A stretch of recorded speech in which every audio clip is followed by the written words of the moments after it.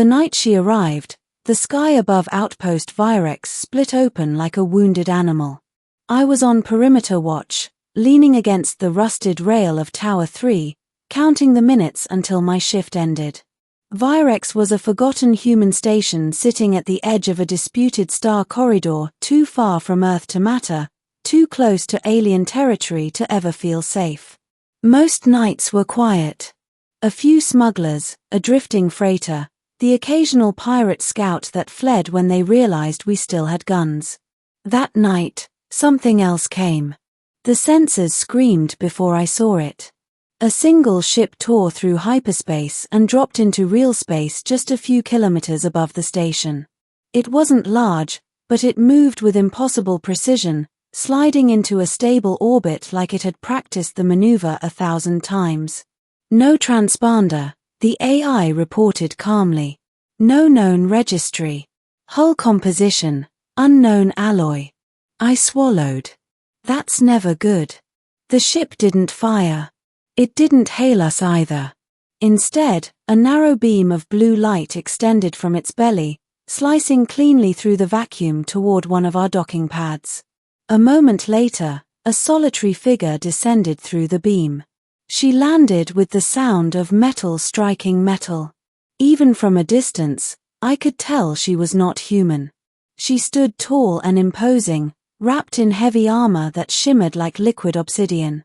Plates overlapped with elegant precision, glowing faintly with alien symbols that pulsed like a living language. A long, curved blade rested on her back, and a compact energy rifle was magnetized to her side. She was fully armored. And she was alone. Every gun on the station swung toward her. I grabbed my rifle and ran for the pad, heart pounding.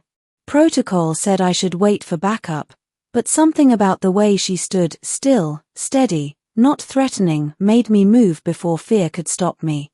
When I reached the platform, she was already looking at me. Her helmet retracted in smooth, silent segments, revealing a face that was almost human, but not quite.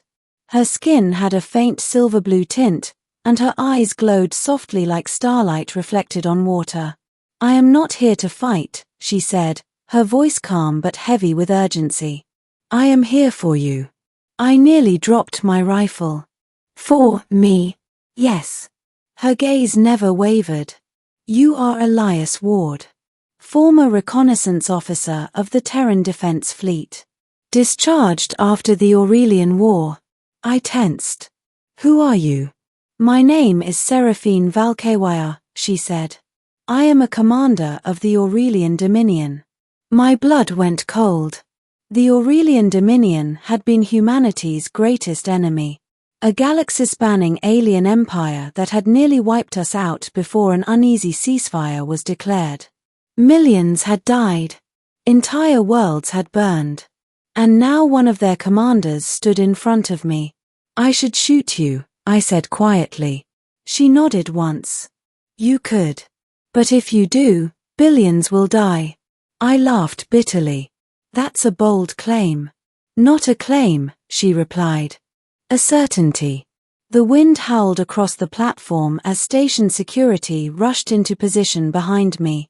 I raised a hand, stopping them. I didn't know why, but I needed to hear what she had to say. "What do you want from me?" I asked. She stepped closer. Despite the armor, her movements were graceful, controlled. "I need you to help me stop a war that hasn't started yet," she said. "And to do that, you must be willing to risk everything." The truth beneath the armor. We took her inside, to a sealed observation chamber overlooking the void. Every sensor, every weapon, every surveillance system was trained on her. She didn't protest. If anything, she seemed relieved to be somewhere quiet. I sat across from her at a metal table, a force field between us. "Start talking," I said. Seraphine folded her armored hands. "Within the Dominion, there is a faction called the Purity Conclave. They believe the ceasefire with humanity is a mistake. They want total extermination." "That's not exactly new information." "No," she agreed. What is new is that they now have the means to do it. She explained that deep within Aurelian territory, the Conclave had unearthed an ancient device, a relic from a long-dead civilization that had once ruled half the galaxy. The device, known as the Starfall engine, could collapse entire star systems into singularities. One push of a button. One human system erased. Another. And another. They plan to use it to force your people into extinction, Seraphine said. And then blame the destruction on a rogue human attack, breaking the ceasefire and uniting the Dominion behind them. I leaned back, trying to process it. So why tell me? Why not go to your own leaders? Her eyes darkened. Because the Conclave has already infiltrated them. My fleet was destroyed when I tried to warn the High Council. I barely escaped. Silence hung between us. And me? I asked. Why involve a washed-up human soldier? Because you were there, she said.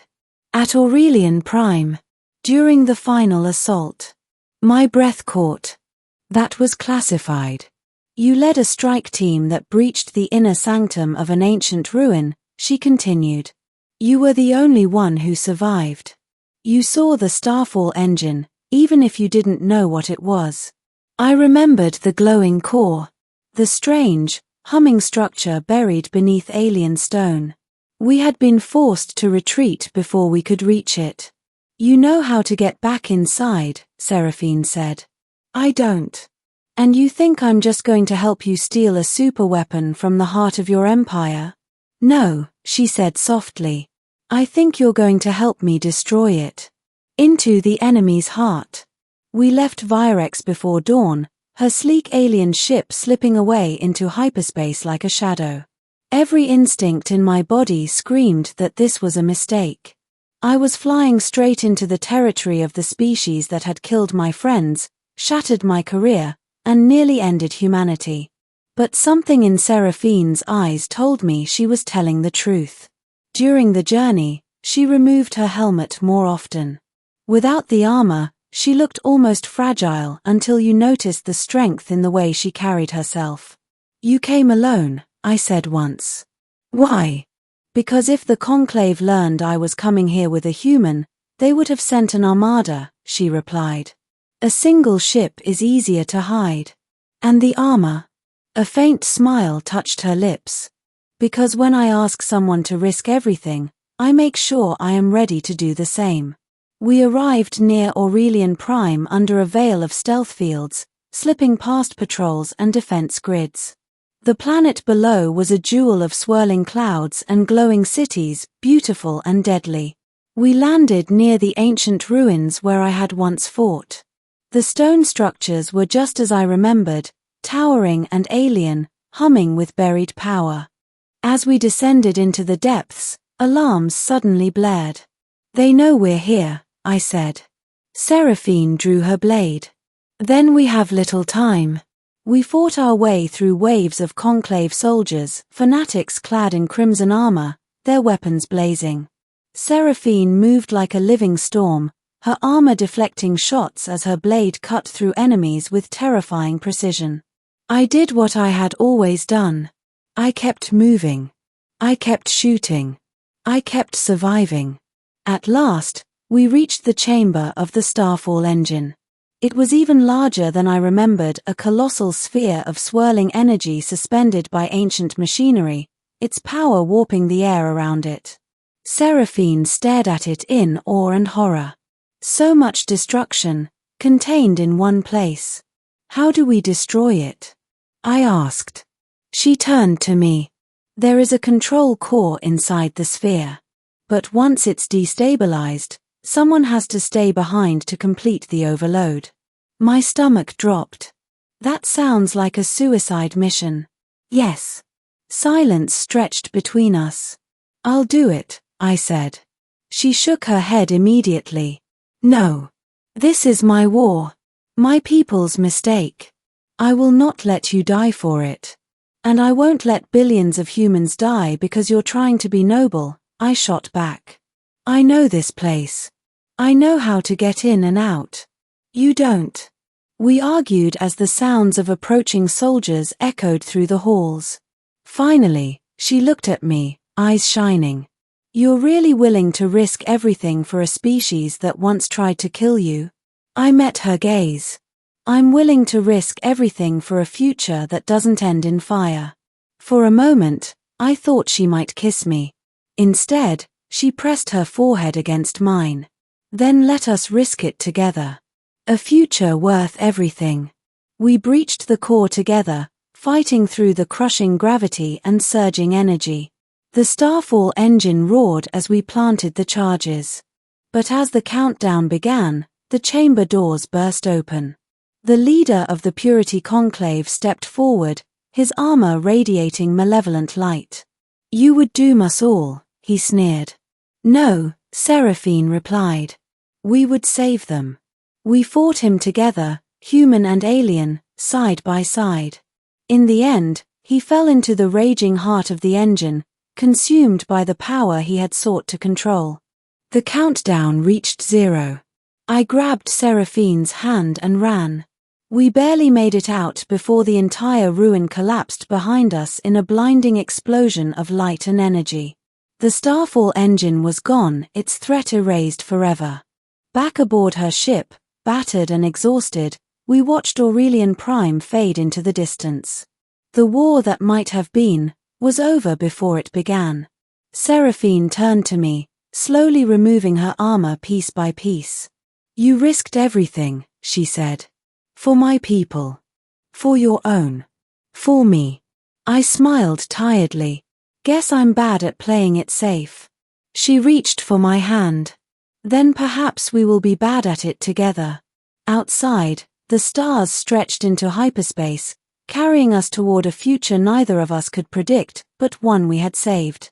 And for the first time since the war, I felt something I hadn't dared to feel in years. Hope.